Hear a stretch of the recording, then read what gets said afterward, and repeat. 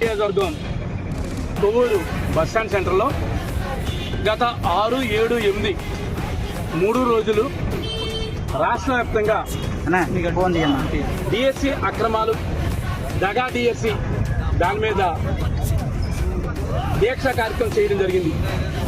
ఇవాళ 10వ తారీఖున రాష్ట్ర వ్యాప్తంగా 175 కాన్స్టిట్యున్సీలో ఇవాళ ర్యాలీలు పెట్టడం జరిగింది.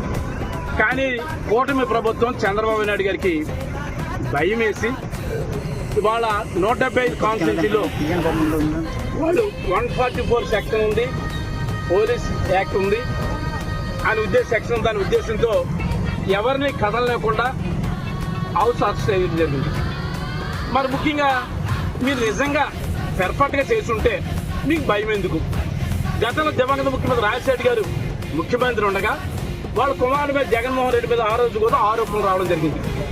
ఆ రోజు కూడా ఆయన ధైర్యంగా సిబిఐ ఎంక్వైరీ వేసుకోండి అని స్వచ్ఛందంగా చెప్పడం, ఎంక్వైరీ వేయడం, ఆ తర్వాత ముచ్చులాగా ఏది లేకుండా రావడం జరిగింది. అంటే ఇవాళ మీ అబ్బాయి లోకేష్ బాబు మీద విద్యాశాఖ మంత్రి ఉండగా అవతాకలు జరిగినాయి, దాన్ని ఎంక్వైరీ చేస్తాను, మీకు ఎందుకు భయం వేస్తుంది? పారదర్శకంగా డిఎస్సి జరిగి ఉంటే సిబిఐ ఎంక్వైరీకి ఎందుకు మీరు అనుమతిస్తలేదు అని మేము ప్రశ్నిస్తాం. ఎందుకంటే వాళ్ళు చక్కగా జరుగుతుంది అనుకోండి, వాళ్ళ ఎవరైనా ఆలోచిస్తారు.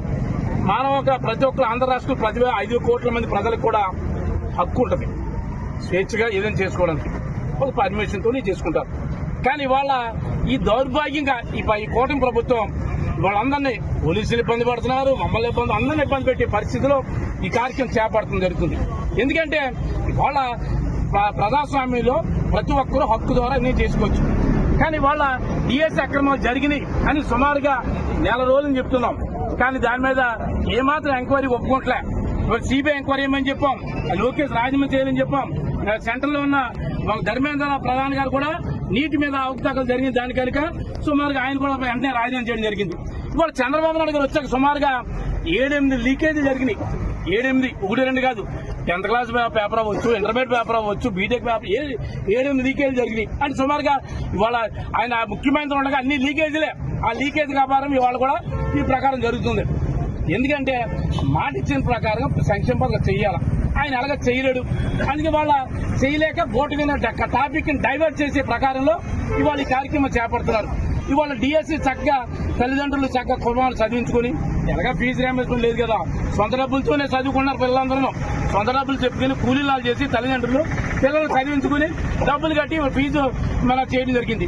ఫీజు రియంబర్స్మెంట్ సుమారుగా 9,000 కోట్లు ఆంధ్ర రాష్ట్రంలో 2 సంవత్సరాలు